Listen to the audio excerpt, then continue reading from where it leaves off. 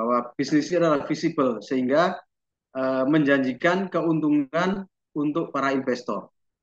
Demikian juga proposal bisnis ini bisa juga diajukan kepada uh, lender atau banker atau bank ya dalam rangka untuk menambah modal atau eh, memulai usaha baru atau bahkan untuk ekspansi dari produk ya atau ekspansi dari sebuah industri. Dalam eh, proposal bisnis itu dikemukakan hal-hal yang berkaitan dengan bisnis itu eh, di mana aspek-aspek yang kita kemukakan harus menjamin ya dan meyakinkan pada pihak lender atau pihak investor bahwa bisnis ini betul-betul aman dan menghasilkan ya. Aman aja kalau nggak menghasilkan ya buat apa gitu ya. Apalagi kalau menghasilkan tapi tidak aman gitu. Jadi faktor-faktor apa aja yang perlu kita bahas dalam proposal bisnis nanti kita bahas pada malam hari ini ya. Tapi standarnya adalah bahwa nanti teman-teman semua setelah selesai bahasan ini ya, setelah selesai bahasan ini diharapkan mampu menyusun sebuah proposal bisnis ya, eh, atau proposal usaha yang lengkap aspek-aspeknya ya, nanti kita bahas aspek-aspeknya apa aja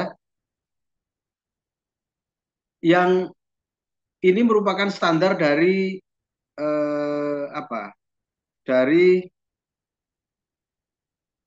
PM atau PKMK ya dari Dirjen Dikti ya bahwa ini nanti teman-teman semua coba browsing aja lihat seperti eh, apa namanya contoh penulisannya kontennya seperti apa ya dan aspek-aspek yang dibahas apa saja gitu ya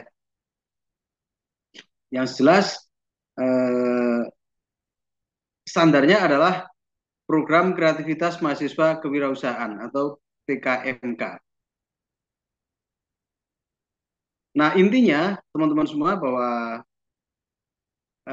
proposal bisnis itu bisa dari yang paling sederhana ya misalkan kita mengemukakan atau mengusulkan bisnis contohnya ya pengolahan sabut kelapa gitu. Pengolahan sabut kelapa menjadi eh, apa? Ada istilahnya kokodas ya. Kokodas itu seperti seperti apa? Seperti sepet kelapa itu, sabut kelapa itu yang sudah dihancurkan ya.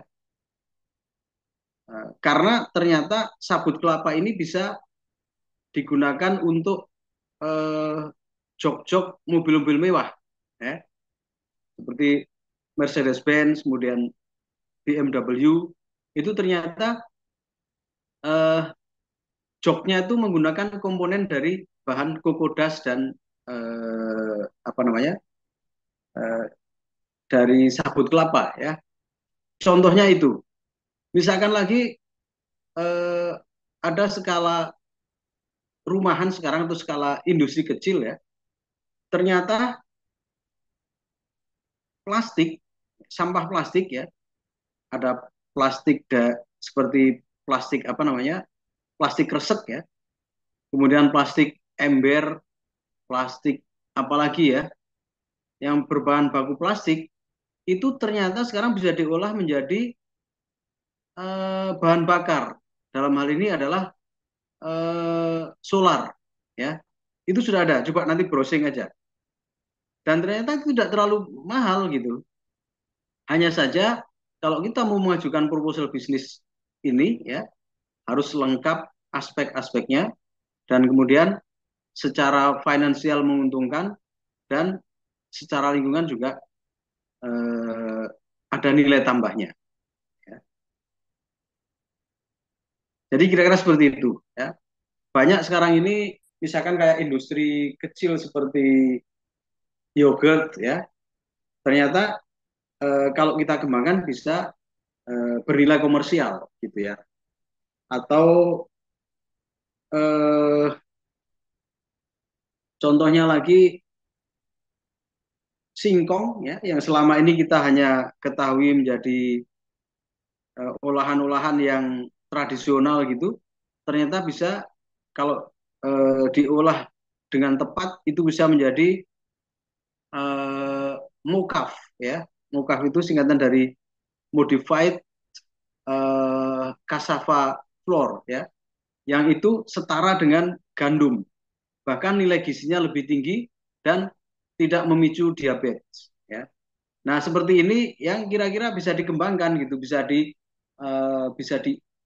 kira-kira bisa dibuat proposalnya dan bisa dipertanggungjawabkan, dan apabila ada betul-betul ada investor yang sanggup bisa menghasilkan secara komersial.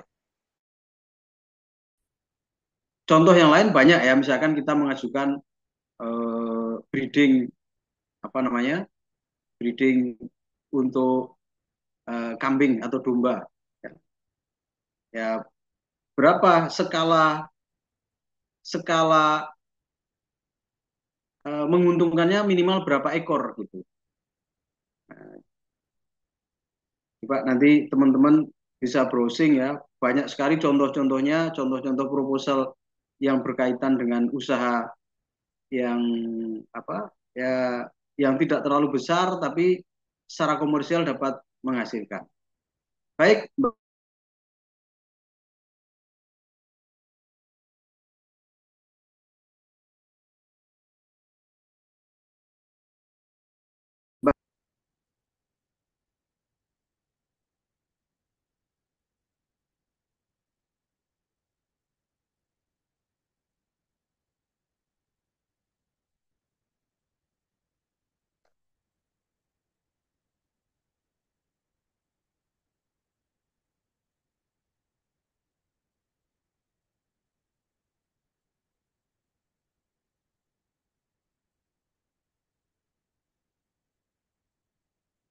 Halo Mbak Sabrina, monitor? Iya, Pak. Ya, silakan. Di share screen ya, Pak? Ya, share screen silakan. Oh iya.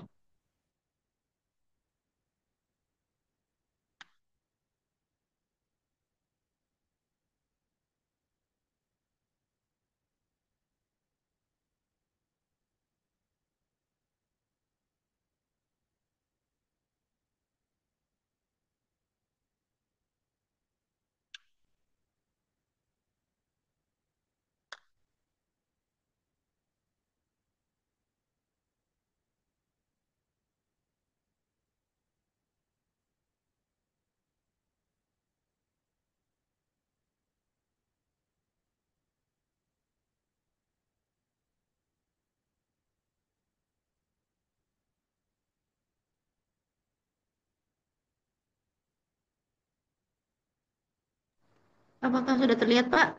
Ya, sudah. Jadi malam hari ini bahasan kita adalah proposal bisnis ya. Lanjut Mbak, silakan. Halaman berikutnya.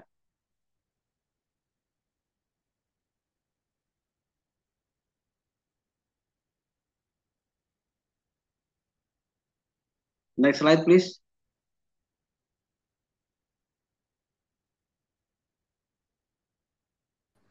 Yang ini, Pak.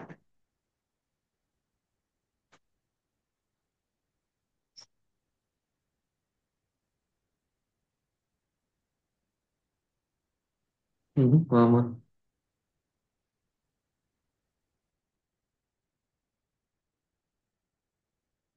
Lama, lama.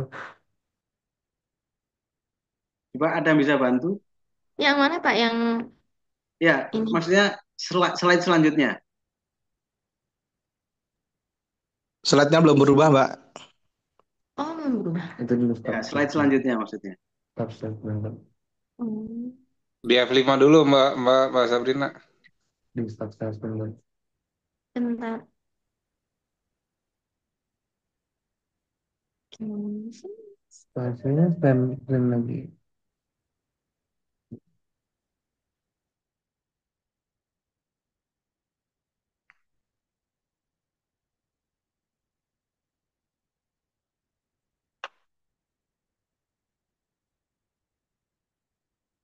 Ya, Udah lihat terima belum Pak? kasih. Ya, udah. Udah. Jadi eh, teman-teman semua kok balik lagi ya? Ya, terima kasih. Jadi dalam proposal bisnis itu minimal mengandung atau terdiri dari 4 aspek ya. Ini yang paling penting ya. Boleh ditambah dengan aspek lain misalkan eh, mengenai analisa dampak lingkungan ya. Karena sekarang kan kalau industri-industri apalagi industri berat ya, itu pasti diperlukan adanya analisa dampak lingkungan. Tapi paling tidak ya eh, bahwa sebuah proposal bisnis itu mengandung 4 aspek ini.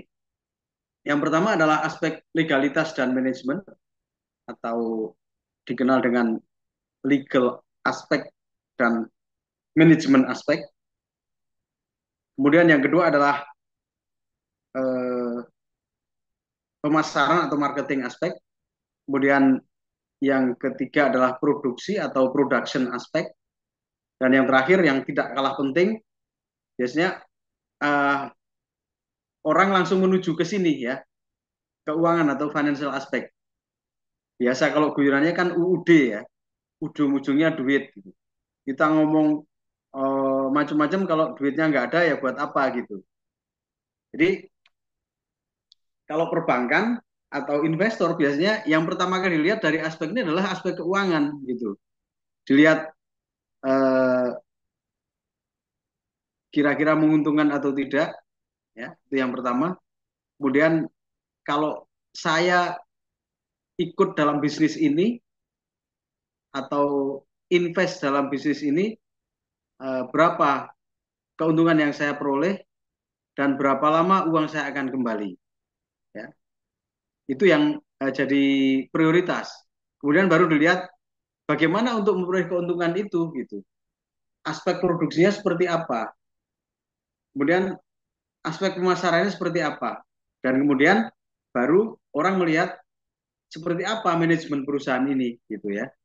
Kemudian secara legalnya apakah sudah memenuhi semua perizinan, kemudian sudah memenuhi semua aspek yang diperlukan dalam lingkungan ya. Itu karena tidak jarang sebuah industri yang sudah apa namanya sudah operasional didemo sama masyarakat atau masyarakat setempat gitu.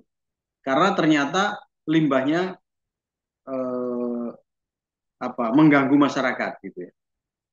Nah, makanya aspek-aspek ini sangat perlu untuk dipelajari dan difahami betul sebelum kita terjun dalam sebuah bisnis. Baik, kita bahas satu-satu. Yang pertama, aspek legalitas dan manajemen atau legal and management aspek. Silakan, Mbak. Next slide.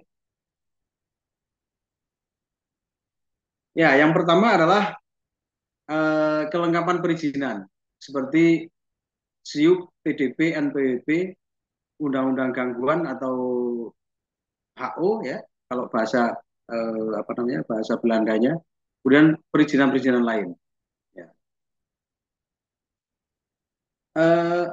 Ini memang jadi jadi polemik gitu.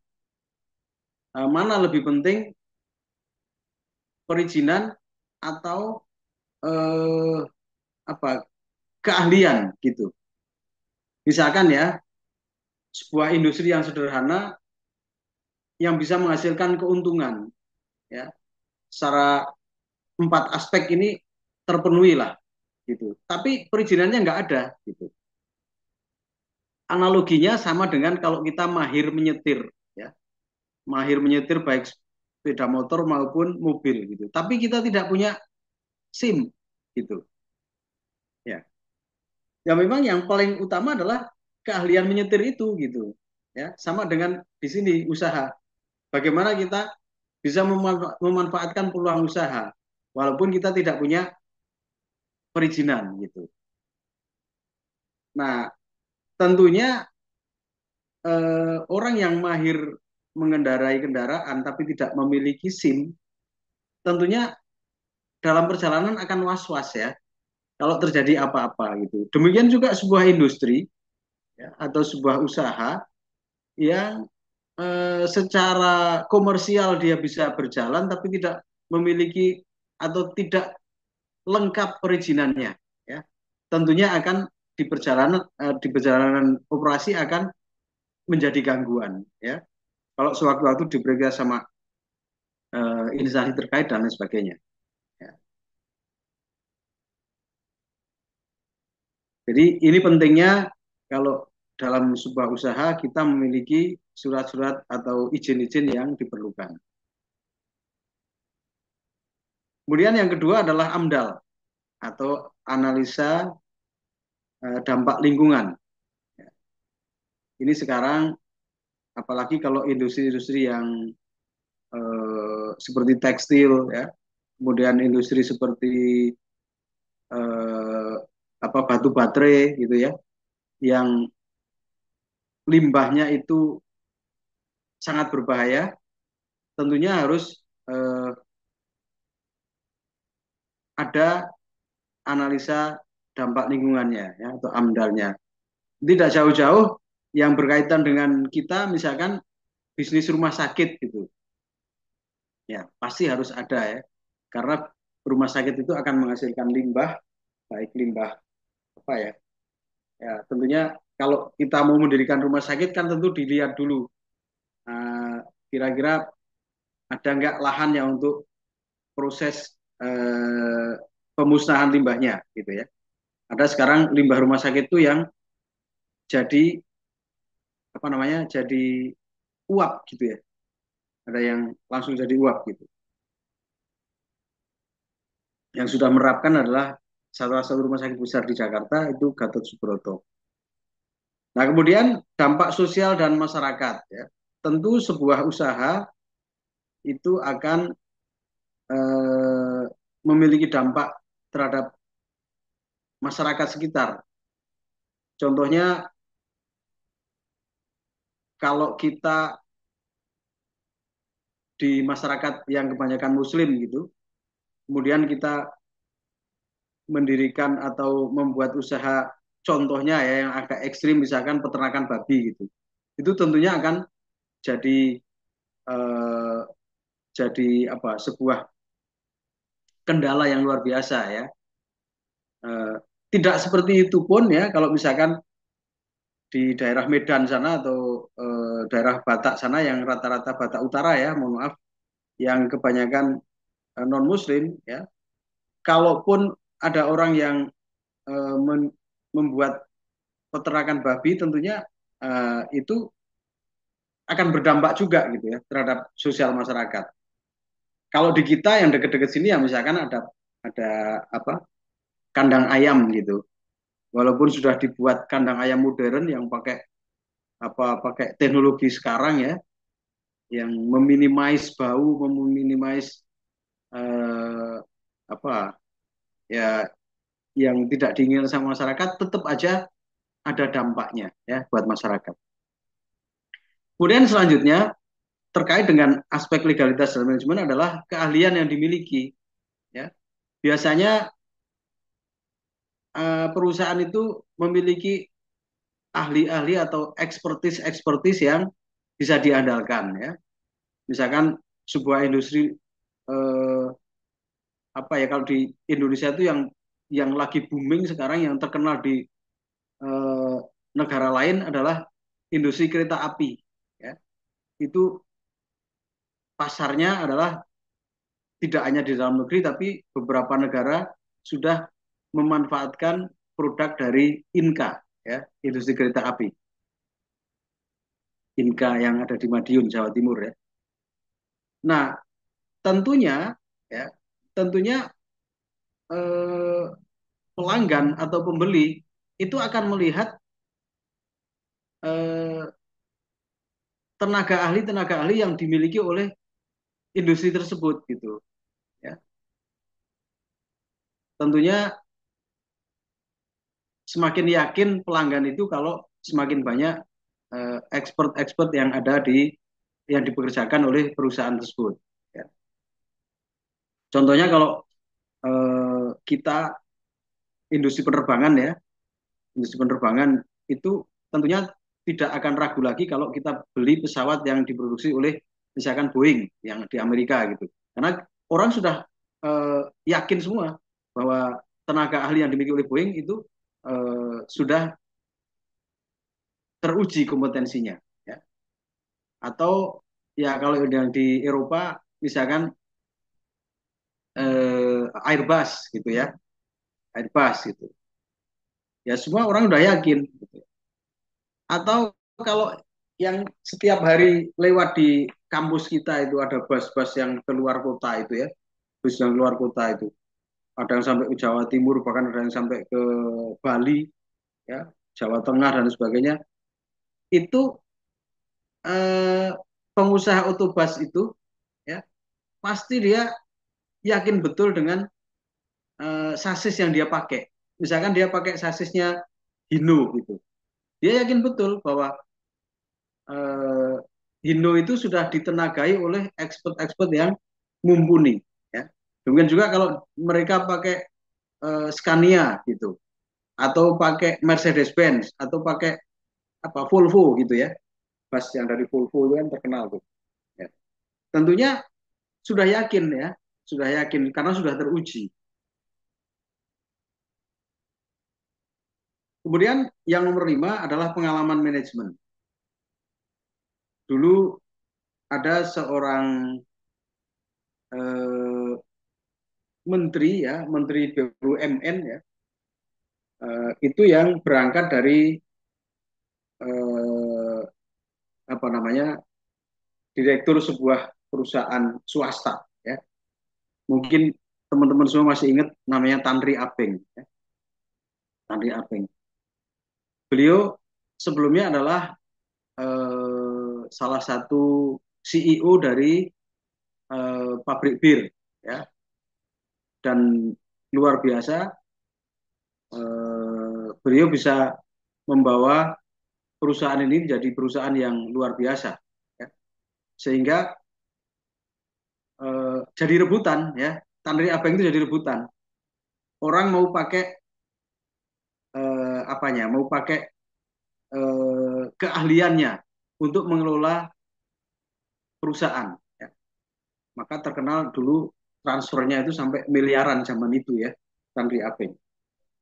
Nah, orang-orang yang reputasinya seperti itu ya, kemudian menduduki sebuah CEO sebuah perusahaan akan menjadi jaminan bahwa kalau perusahaan ini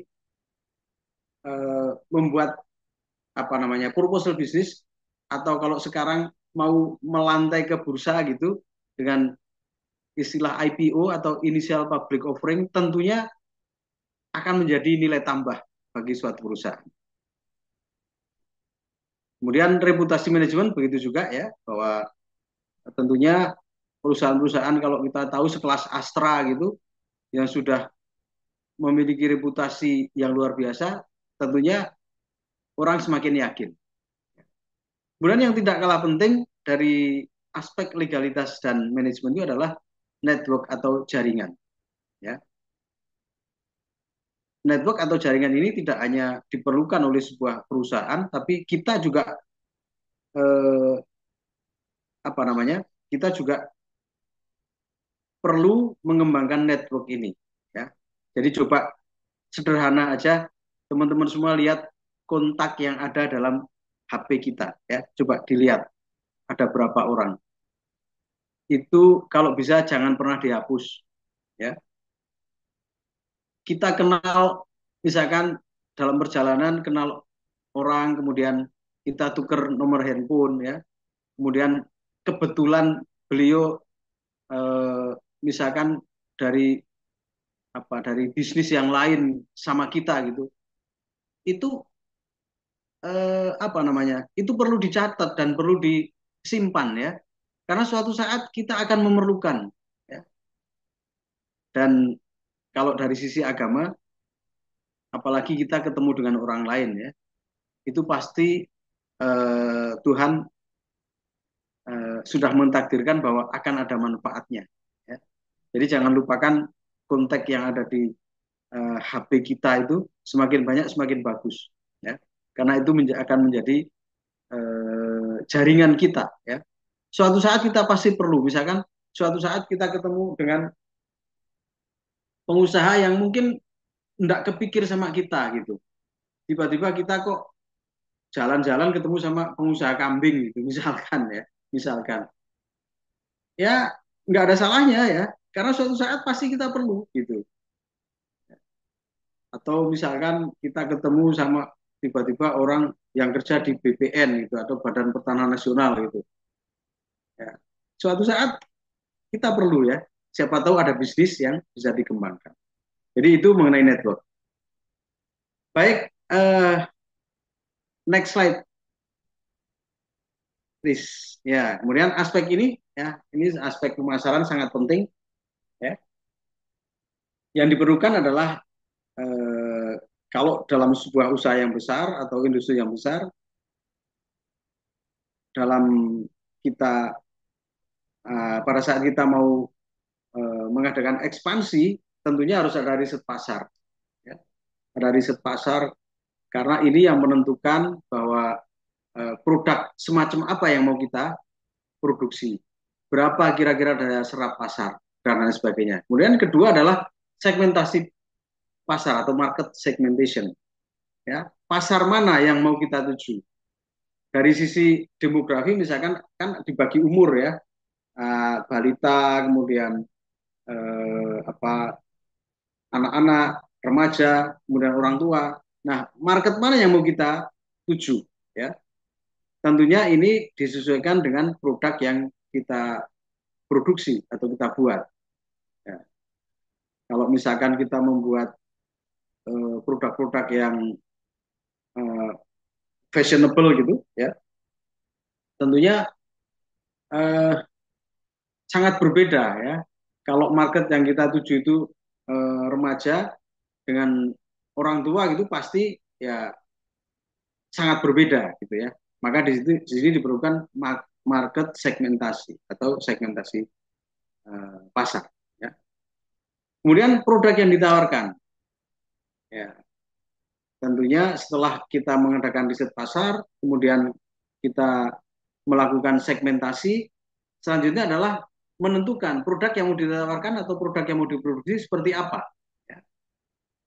Tentunya produk ini adalah yang match dengan poin-poin yang sebelumnya, poin riset pasar dan poin segmentasi pasar. Nah, kemudian selanjutnya adalah analisa kompetitor, ya. Apakah sudah ada produk sejenis yang ditawarkan oleh pesaing? Apakah sudah ada produk yang paling tidak mendekati, ya, dengan produk yang mau kita tawarkan? Nah, kemudian langkah selanjutnya adalah strategi pemasaran. Bagaimana produk yang sudah kita buat kita pasarkan, ya, kemudian kita tawarkan ke pasar dan mencapai target yang kita tetapkan. Kemudian selanjutnya adalah penetapan anggaran, ya.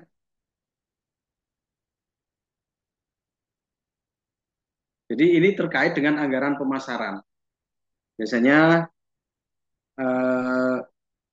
pemasaran ini memerlukan anggaran yang cukup besar, ya, terutama kalau produk-produk yang sudah banyak kompetitornya, ya.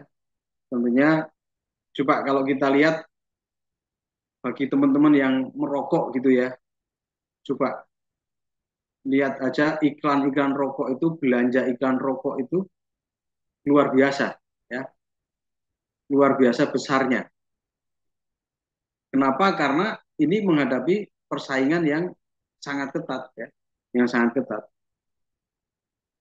Tentunya berbeda dengan kalau kita memproduksi atau membuat produk yang eh, tidak banyak pesaingnya gitu. Tentunya anggaran untuk marketing ini bisa jadi tidak terlalu besar ya dibandingkan dengan kalau kita membuat produk yang banyak eh, pesaingnya. Contoh lain kalau kita lihat seperti sepeda motor gitu misalkan ya, sepeda motor. Tentunya kita lihat ya, pemain besar di Indonesia itu seperti Yamaha, Honda, itu yang dua besar gitu ya. Seperti apa mereka jor-joran dalam membiayakan anggaran untuk marketing atau pemasaran.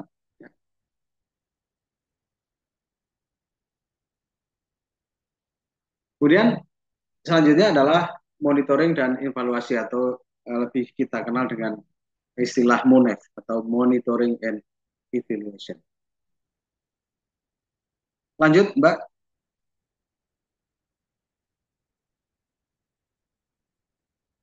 Kemudian yang ketiga adalah produksi atau production yang perlu kita perhatikan adalah pemilihan strategi produksi. Ya. Kemudian pemilihan dan perencanaan produk, kemudian rencana kualitas produk. Tentunya ini dikaitkan dengan apa? Dengan riset pasar ya. Apa yang dimaui oleh pasar gitu. Apa yang dikehendaki oleh calon-calon pembeli kita gitu. Apakah barang yang tahan lama ya atau yang cepat berganti modelnya gitu. Tentunya ini jadi sebuah pilihan untuk kita ya. Kemudian pemilihan teknologi. Nah, seperti sekarang ya kalau kita bergerak dalam bidang atau kita perhatikan bidang otomotif gitu. Sekarang kan apa teknologi lama pakai bensin dan bahan bakar bahan bakar yang dari minyak bumi ya. Kemudian sekarang berkembang teknologi listrik, ya, full pakai listrik. Dan ada yang memadukan keduanya, namanya teknologi hybrid. Ya. Jadi tetap pakai bahan bakar yang tradisional, ya, seperti bensin atau solar, tapi dia memadukan dengan listrik, istilahnya hybrid ya. Dan yang lebih mutakhir lagi sekarang ditemukan teknologi yang menggunakan hydro, ya, pakai pakai air, ya. Jadi luar biasa perkembangan teknologi sekarang membuat atau memungkinkan kita untuk memilih teknologi yang mau kita pakai seperti apa. Ya. Ini tentunya tidak hanya kalau kita berbicara produk-produk yang berteknologi tinggi atau berteknologi mutakhir. Bahkan untuk produk-produk yang sederhana sekalipun kita dipilihkan atau dihadapkan pada pemilihan teknologi. Ya. Misalkan kalau kita mau mengembangkan mengembangkan peternakan gitu, contohnya peternakan yang sekarang lagi ngetren itu peternakan domba atau kambing. Itu sekarang ada teknologi sederhana tapi tepat guna yang disebut dengan saya agak lupa. Tapi di situ bisa tiap hari itu dikolek kotorannya itu baik kotoran cair maupun kotoran padat itu bisa dikumpulkan dan tidak menimbulkan bau. Ya. Karena ternyata yang menimbulkan bau itu adalah kalau kotoran yang cair dengan kotoran padat itu bercampur, itu menjadi menimbulkan bau. Nah sekarang sudah ditemukan teknologi sederhana, ya, di bawahnya itu dipasang, kemudian bisa dipisahkan antara urin dari ternak dan kotoran padat dari ternak itu dipisahkan. Dan ternyata itu bisa jauh sekali bisa mengurangi bau dan bisa dimanfaatkan. Eh, Contohnya kalau pupuk padatnya dimanfaatkan untuk apa namanya untuk pupuk tanaman, sedangkan untuk urinnya bisa dimanfaatkan untuk pestisida alami. Luar biasa. Itu pemilihan teknologi. Kemudian rencana kapasitas ini tentunya terkait dengan bahan baku terutama dan berapa target produksi kita yang kita canangkan. Ya. Ini terkait dengan rencana kapasitas. Dan yang terakhir adalah pengawasan produk, pengawasan produk. Ini penting sekali. Kenapa? Karena jangan sampai produk yang sudah kita pasarkan itu eh, apa namanya banyak kelemahan. Walaupun perusahaan yang mutakhir sekalipun ya, perusahaan yang dengan teknologi yang tinggi sekalipun itu tidak jarang menemui hambatan dalam hal pengawasan produk. Contohnya mungkin teman-teman sudah pernah dengar kalau Honda mobil ya, Honda mobil itu melakukan recall ya, recall terhadap produknya karena ternyata produknya itu memiliki kelemahan di apa gitu, misalkan di pengapian atau di mana gitu, sehingga terjadi recall dan diperbaiki semua produknya. Nah, ini merupakan tanggung jawab dari sebuah perusahaan atau industri. Tapi jangan jangan salah bahwa hal ini akan membuat image dari para pelanggan bahwa ada something wrong atau something yang tidak pas gitu ya. Ini pengawasan produk. Baik, kita lihat yang terakhir aspek keuangan ya atau financial aspek. Silakan.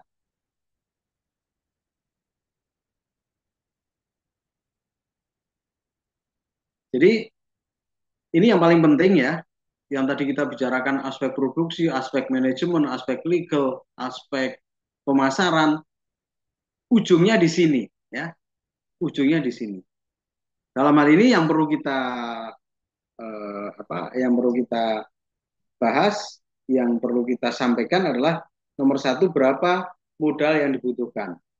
Misalkan kita mau membuat kodas tadi, ya, berapa untuk beli mesin, berapa untuk beli sarananya, sarana lain ya, kemudian berapa untuk bahan baku, sehingga itu tercermin ya. Ada modal investasinya berapa, modal kerjanya berapa. Ya. Jadi itu paling penting, ya. Karena orang akan melihat berapa sih investasi yang diperlukan. Kemudian tentunya untuk melaksanakan suatu usaha diperlukan biaya operasional. Ya. Di situ tentunya harus disampaikan atau dinyatakan berapa biaya operasional yang diperlukan. Nah, selanjutnya ini pendapatannya berapa dari rencana ini, kemudian aktifannya berupa apa aja, ya. Dan kewajibannya ini terkait dengan neraca sebuah perusahaan ya.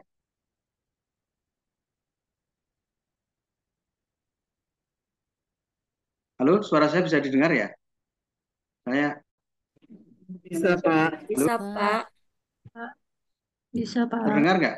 Bisa, Pak. Terdengar, Pak. Benar, Pak. Terdengar ya. Soalnya ini ada info sumber daya sistem yang rendah dapat mengaruhi kualitas audio Anda. Ya. Kalau syukur kalau masih terdengar ya. Kemudian ini terkait dengan nomor 3 itu terkait dengan neraca ya. Neraca dan yang menggambarkan berapa aset dari perusahaan ini kemudian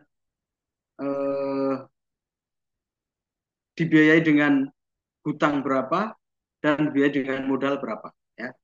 Selanjutnya proyeksi laba dan rugi perusahaan. Ini yang akan menarik buat investor atau perbankan atau lender ya. berapa proyeksi rugi labanya, masuk akal atau tidak, dikaitkan dengan kemampuannya, tentunya dilihat dari kapasitas produksi, daya serap pasar, dan lain sebagainya ya. Orang bisa aja membuat proyeksi laba rugi yang luar biasa tinggi, tapi tidak didukung dengan aspek lain seperti tidak didukung dengan kemampuan produksi dan daya serap pasar ya. Tentunya ini harus dilakukan dengan perhitungan yang seksama ya, dengan perhitungan yang matang, bahwa proyeksi laba dan rugi perusahaan yang dibuat itu mencerminkan kemampuan perusahaan dan daya serap pasar yang masuk akal ya. Selanjutnya adalah proyeksi cash flow. Ini yang menggambarkan berapa tahun investasi ini akan kembali. Berapa kira-kira di mana atau di tahun berapa, di periode berapa inflow perusahaan ini mengalami penurunan ya, sehingga harus di-cover dengan pinjaman atau investasi. Ini yang digambarkan oleh cash flow. Kemudian yang ukuran-ukurannya adalah yang nomor 6 ini, return on investment. Ya. Jadi gampangannya begini, kalau sebuah proposal bisnis itu disampaikan kepada investor, kemudian return on investment-nya itu lebih tinggi dari tingkat suku bunga, maka itu akan menarik buat investor. Kenapa? Karena dalam dunia keuangan itu dikenal dengan sebuah istilah yang namanya risk-free premium. Ya. Risk-free premium itu artinya apa? Kalau kita punya uang, kita taruh di bank, itu akan memperoleh pendapatan yang boleh dibilang tidak ada risikonya. Itu yang disebut dengan tingkat suku bunga. Ya. Kalau sekarang misalkan 5%. Itu risk-free premium. Artinya apa? Kita tinggal tidur aja, karena dijamin dengan LPS, ya, lembaga penjamin simpanan. Kita tidurnya, paling tidak kita akan memperoleh pendapatan 5%. Gitu ya. Maka kalau ada proposal bisnis yang memberikan return lebih dari 5%, nah itu yang orang mau membayar di atas risk-free premium, karena di situ ada risikonya. Ya. Misalkan tingkat ROI-nya 10%. Ini menarik ya, dibanding dengan risk-free premium yang cuma 5%. Atau misalkan lebih tinggi lagi, bisa 15% atau lebih tinggi, tentunya akan semakin menarik. Ya. Itu ROI, return on investment. Kemudian return on asset, ya, berapa aset yang diperlukan untuk operasional perusahaan ini. Ya. Kemudian berapa pendapatan yang diperoleh dengan mengoperasionalkan seluruh aset ini. Ini yang disebut dengan return on asset. Ya. Kemudian selanjutnya adalah internal rate of return. Ini biasanya kalau IRR ini lebih tinggi dari tingkat suku bunga, maka proposal ini menarik. Ya. Kemudian ini yang tadi saya sampaikan, payback period, ya, berapa jangka waktu yang diperlukan oleh usaha ini untuk mengembalikan investasi yang sudah ditanamkan. Bisa 2 tahun, bisa 3 tahun, gitu ya. Atau kalau contohnya, kalau contoh sederhana, kita membuka rental mobil, gitu ya, rental mobil. Tentunya pendapatan dari rental ini paling tidak kalau kita beli mobil ini dengan kredit, paling tidak pendapatan dari rental ini harus bisa menutup kewajiban kita untuk mengangsur atau membayar cicilan. Ya. Itu gambarannya. Nah, misalkan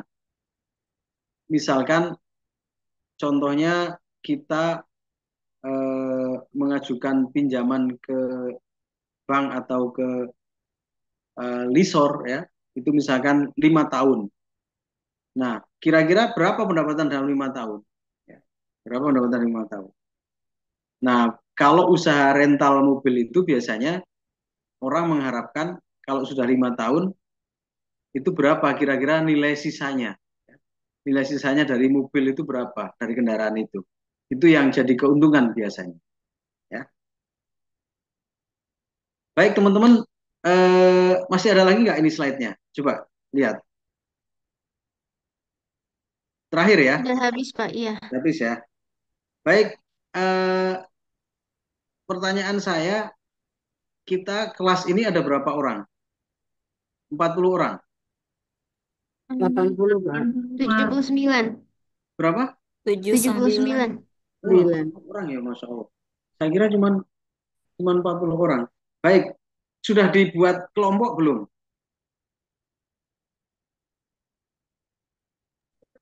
Pak, Sudah ada kelompok belum? belum. Belum ya. Kalau begitu Untuk KWU ini belum. gini. Tolong karena ini 79 orang dibuat kelompoknya 8 aja. Jadi masing-masing kelompok 10 orang ya. Paling yang satu yang 9. Jadi caranya nomor 1 kelompok 1 ya. Nomor 2 kelompok 2. Nomor 3 kelompok 3. Artinya apa? Kalau nomor absen 1 berarti nanti sekelompok dengan nomor 11. Kemudian sekelompok lagi dengan nomor 21, nomor 31, nomor 41 dan selanjutnya. Kemudian kelompok 2 berarti nomor absen 2, nomor absen 12, nomor absen 22 dan selanjutnya. Ya. Jadi kelompok 1 pokoknya yang nomornya 1 gitu. Kelompok 2 berarti yang nomornya 2. Kelompok 10 berarti yang belakangnya 0, 10, 20, 30 gitu ya. Paham ya? Iya, Pak. Jelas nggak? Iya, jelas, Pak. Jadinya kelipatannya ya. Jadi ini sekaligus membuat kelompok. Di kelas ini ada 10 kelompok, masing-masing kelompok ada 8 orang. Ya. Apa saya kebalik ya? Berarti 10 Tadi 10 orang, Pak. 10 orang. 8 kelompok, Pak. Ya, baik. Jadi 8 kelompok terdiri dari masing-masing 10 orang. Kecuali yang terakhir mungkin cuma 9 orang. Oke ya. Jadi tugasnya mulai besok ya, masing-masing kelompok membuat proposal bisnis yang applicable. Ya. Lihat di Google aja, gampang. Banyak contohnya bisa yang sudah dibuat oleh perusahaan lain kemudian dimodifikasi atau yang dibuat oleh kelompok mahasiswa lain kemudian dimodifikasi, diganti produknya, gitu kan? Yang jelas nanti mengandung atau terdiri dari 4 aspek itu minimal ya. Oke, Pak. Jelas ya? Siap, jelas, Pak. Ya. Baik, kalau sudah jelas nanti dibicarakan aja pertemuan selanjutnya kita bahas masing-masing kelompok. Ya, masing-masing kelompok nanti presentasi. Oke? Iya, baik, Pak. Kalau Ayo, gitu Pak. silakan absen dulu, jangan lupa. Iya, izin screenshot ya, Pak.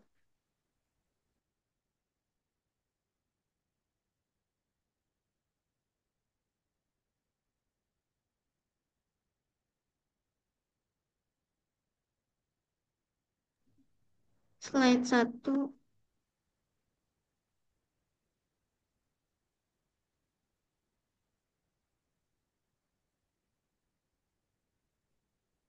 Slide 2.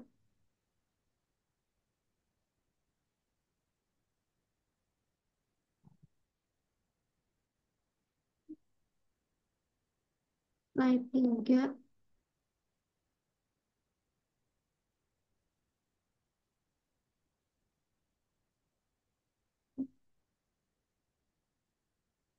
Slide 4. Ya, udah Pak.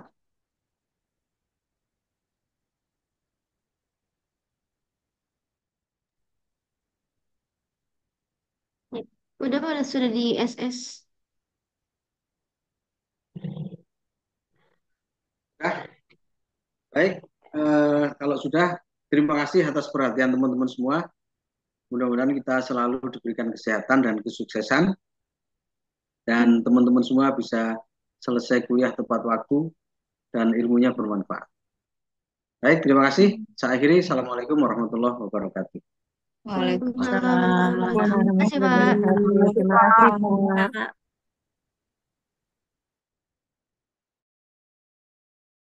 Saya izin left ya. Iya Pak.